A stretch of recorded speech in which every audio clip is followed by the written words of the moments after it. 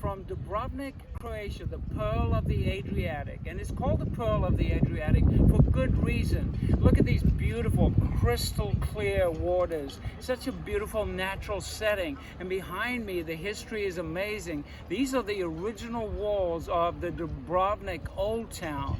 We're going to talk a little bit about the history of Dubrovnik today, the area, especially the early history, and then we'll talk a little bit about the fictional history, and you all know what I'm talking about there. I won't say the name yet. But Dubrovnik is one of the most visited cities in the eastern Mediterranean Adriatic area. It's the most visited in Croatia, and for good reason. A lot of that has to do with the fictional history, as we said, but along the way people discover the real history, and that's more important, of course.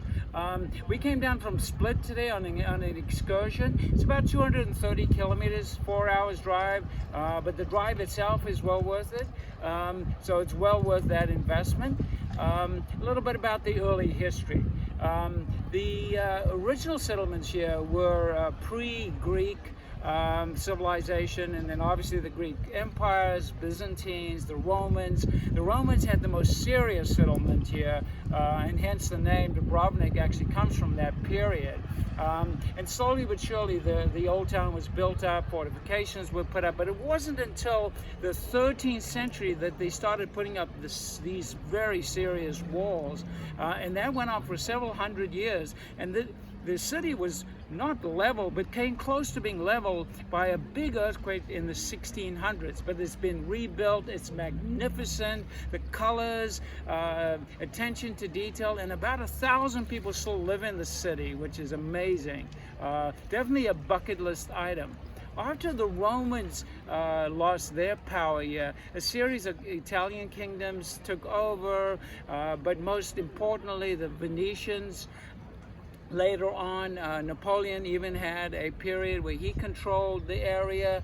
The Austro-Hungarians controlled right through the beginning to end of the First World War, and the rest obviously is modern history. The fictional history goes back to Game of Thrones, and if you're a big fan, this is one of the big settings here. We've got Blackwater Bay right here, which is obviously well known to fans. You've got the Walk of Shame in the city, and you've got all kinds of locations and spots where filming took place in the city, and you can see why the setting is just perfect for that. And as you know, this is part of Westeros and King's Landing. It's just rich in real and fictional history. So when it comes to bucket list items, Dubrovnik, come and see it for yourself.